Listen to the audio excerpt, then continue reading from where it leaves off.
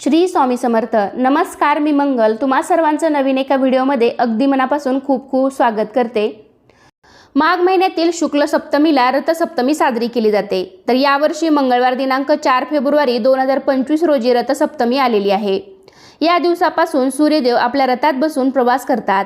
या रथाला 7 घोडे असतात, म्हणून रथसप्तमी असा शब्द वापरला जातो। या दिवशी सूर्यपूजन केले जाते। जर आपण रोज सूर्याला नमस्कार केला तर आपले आरोग्य उत्तम राहते, उत्तम तेजाची प्राप्ती होते, मन शांत व एकाग्र बनते, शरीर सुदृढ बनते। सूर्यदेवतेची पूजा केल्यामुळे आपल्या घरातील आजारपण अडचणी कमी होतात, घरात सुख समृद्धी आणि संपत्तीमध्ये वाढ व्हावी।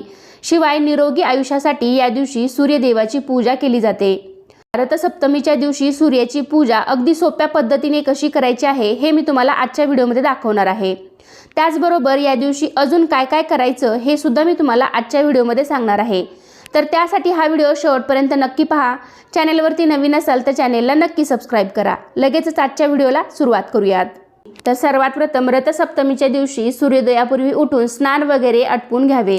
त्यानंतर आपल्याला उगवत्या सूर्याची पूजा करायची आहे। तर या दिवशी सूर्योदयापूर्वी उठून स्नान करावे आणि छोट्याशा तांब्याच्या कलशातून सूर्याला अर्घ्य अर्पण करावे। तर या ठिकाणी पहा, मी एका तांब्याच्या कलशामध्ये स्वच्छ पाणी घेतलेलं आहे। तर त्यामध्ये हळदी कुंकू, अक्षता, लाल फूल, गंध, थोडेसे तीळ टाकायचे आहेत आणि उगवत्या सूर्याला आपण अर्घ्य अर्पण करायचे आहे।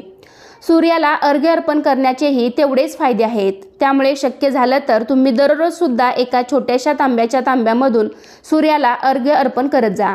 नसेल तर या दिवशी मात्र आवर्जून सूर्यदेवांना अर्घ्य अर्पण करायचं आहे। अर्घ्य अर्पण करताना आपले तोंड पूर्वेकडे करून पाणी आपण सूर्यदेवांना अर्पण करायचं आहे। यावेळी तुम्ही सूर्यदेवाचा कोणताही मंत्र म्हणू शकता। ओम सूर्याय नमः, ओम आदित्याय नमः, ओम भास्कराय नमः, अर्घ्यम समर्पयामी आणि असं म्हणून तुम्ही सूर्यदेवांना प्रार्थना करायची आहे। हे सूर्यदेवता, तुझ्यासारखे तेज आम्हाला दे आणि आमच्यावर तुझी कृपादृष्टी कायम असू दे, असं म्हणत आपण सूर्यदेवांना हे अर्घ्य अर्पण करायचं आहे। आणि शेवटी सूर्यदेवांना मनोभावे नमस्कार करायचा आहे। अर्घ्य अर्पण केल्यानंतर मग आपल्याला रथसप्तमीची पूजा करायची आहे। रथसप्तमीची पूजा ही सकाळीच करावी। तर या ठिकाणी एक मी पाट मांडून त्यावरती स्वच्छ वस्त्र टाकलेलं आहे। तुम्ही पिवळ्या रंगाचे वस्त्र देखील वापरू शकता। ग्रामीण भागामध्ये ही पूजा अंगणात तुळशी वृंदावनाजवळ मांडतात, पण शहरामध्ये फ्लॅट सिस्टीममुळे घरच्या घरी तुम्ही तुळशी वृंदावन ठेवून त्याच्या बाजूला ही पूजा मांडू शकता। तर कोणतीही पूजा आपण अग्निदेवतेच्या साक्षीने करतो, त्यासाठी इथे मी पाटावरती दिवा ठेवून तो प्रज्वलित करून त्याची पूजा करून घेतलेली आहे। त्यानंतर गणपती बाप्पाची स्थापना करायची आहे। पाटावरती थोड्या अक्षता ठेवून त्यावरती हळदी कुंकू वाहून आपण गणपती बाप्पाची स्थापना करणार आहोत। तर या ठिकाणी मी गणपती बाप्पांना आधीच अभिषेक करून घेतलेला आहे, पाण्याने आणि पंचामृताने, आणि मग त्यानंतरच आपण गणपती बाप्पांची मूर्ती पाटावरती स्थापन केलेली आहे। त्यानंतर गणपती बाप्पांची देखील विधिवत आपण पूजा करून घ्यायची आहे। गणपती बाप्पाला हळदी कुंकू, अक्षता व्हायच्या आहेत, लाल फुलं, दुर्वा व्हायच्या आहेत। गणपती बाप्पांना गुळ खोबऱ्याचा नैवेद्य सुद्धा दाखवायचा आहे। ओम गण गणपते नमः, ओम गण गणपते नमः। तर या पद्धतीने आपली गणपती बाप्पांची इथे पूजा झालेली आहे। त्यानंतर इथे माझ्याकडे सूर्यदेवतेचा असा रथात बसलेला 7 घोड्यांचा रथ असलेला सूर्यदेवांचा असा फोटो आहे। तर त्याचीही मी इथे पूजा करून घेणार आहे। जर तुमच्याकडे अशी प्रतिमा किंवा फोटो नसेल तर एका पेपरवरती सूर्यदेवाचे 7 घोड्यावर बसलेले चित्र काढून तुम्ही त्याची देखील पूजा करू शकता, किंवा मग गुगलवरती हा फोटो तुम्ही सर्च केल्यानंतर तुम्हाला लगेच मिळेल, तर त्याची तुम्ही प्रिंट काढून त्याची देखील तुम्ही पूजा करू शकता। सूर्य हा ग्रहांचा राजा असून त्याचे स्थान नवग्रहामध्ये आहे। सूर्य स्वयंप्रकाशी असून अन्य ग्रह त्याचा प्रकाश घेतात। अशा या सूर्याला देव मानून त्याच्याप्रती कृतज्ञता व्यक्त करण्याचा दिवस म्हणजेच रथसप्तमी होय। मकर संक्रांती दिवशी सुरू होणारा हळदी कुंकू समारंभ रथसप्तमी दिवशी समाप्त होतो। रथसप्तमीच्या दिवशी तुळशीपुढे 7 घोड्यांच्या रथात स्वार झालेले सूर्यरथाचे चित्र काढून महिला त्याचे पूजन करतात। तर या ठिकाणी मी पाटावरती थोड्या अक्षता ठेवून त्यावरती हळदी कुंकू वाहून सूर्यदेवतेचा जो फोटो आहे माझ्याकडे तर तो ठेवलेला आहे। सूर्यदेवांना देखील हळदी कुंकू, अक्षता, लाल फूल व्हायचं आहे। तुमच्याकडे असेल तर लाल फूल जरूर व्हा, कारण लाल फूल वाहण्याला जास्त महत्त्व आहे। तर सूर्यदेवांना लाल फूल वाहणं खूप शुभ मानलं जातं, तर तुमच्याकडे असेल तर तुम्ही नक्की व्हा। सूर्यदेवतेचे पूजन करत असताना सूर्यदेवाचा मंत्र म्हणावा। ओम सूर्याय नमः, ओम भास्कराय नमः, ओम आदित्याय नमः। त्यानंतर आपल्याला पाटावर 7 प्रकारचे धान्य 7 वाट्यामध्ये घेऊन त्याची देखील पूजा करून घ्यायची आहे। तर तुम्ही या ठिकाणी कोणतेही धान्य घेऊ शकता। तर यामध्ये मात्र एका वाटीत तीळ आवर्जून ठेवा, कारण या महिन्यामध्ये तिळाला खूप जास्त महत्त्व आहे। सूर्यदेवाच्या रथाला असणारे 7 घोडे आठवड्याचे 7 वार दर्शवतात आणि सूर्यदेवाच्या रथाची 12 चाके 12 राशी दर्शवतात। या 12 राशीचे प्रतीक म्हणून 12 प्रकारच्या धान्याच्या राशी मांडून त्याची पूजा केली जाते। म्हणजे आपण 7 किंवा 12 प्रकारच्या धान्याच्या राशी मांडून किंवा असं सुगडांमध्ये किंवा वाटीमध्ये हे धान्य ठेवून त्याची पूजा करून घ्यायची आहे। मांडलेल्या धान्याच्या वाट्यांवर हळदी कुंकू अक्षता फूल वाहून त्यांचीही पूजा करून घ्यायची आहे। तर अनेक स्त्रिया माघ शुद्ध प्रतिपदेपासून उपवास करतात, ते रथसप्तमीपर्यंत उपवास धरतात। हे सूर्यनारायणाचे 7 दिवसाचे उपवास असतात, म्हणजेच हे सूर्यनारायणाचे व्रत आहे। हे उपवास केल्यामुळे सुख समृद्धी, आरोग्य, संतती, संपत्ती आणि सौभाग्य प्राप्त होते अशी मान्यता आहे। आणि जरी तुमच्याकडे सूर्यदेवतेची प्रतिमा किंवा फोटो नसेल तर मग तुम्ही रांगोळीने सुद्धा सूर्याची प्रतिमा काढू शकता आणि रथ काढू शकता आणि त्याची देखील पूजा करू शकता।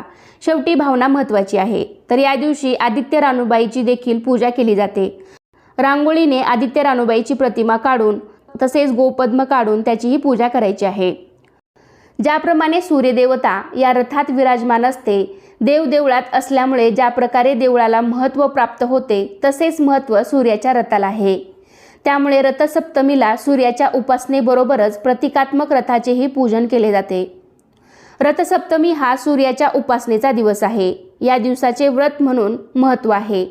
या पूजनाने समृद्धी प्राप्त होते। आदिती आणि कश्यप यांचे पुत्र सूर्य यांचा हा जन्मदिवस मानला जातो। त्यामुळे या दिवशी विशेष करून सूर्यदेवतेची पूजा केली जाते। त्यानंतर पूजेमध्ये जे काही गोडाचा नैवेद्य तुम्ही घेतला असेल त्याचा नैवेद्य दाखवून घ्यायचा आहे आणि तिळगुळ सुद्धा या पूजेमध्ये आपल्याला अवश्य ठेवायचे आहेत। तर इथे मी तिळगुळाचा नैवेद्य दाखवून घेतलेला आहे। तसेच या दिवशी दूध उतू घालण्याची ही प्रथा आहे। तर या ठिकाणी मी एक सुगड घेतलेला आहे किंवा तुम्ही छोटंसं मातीचं भांडं घेऊ शकता।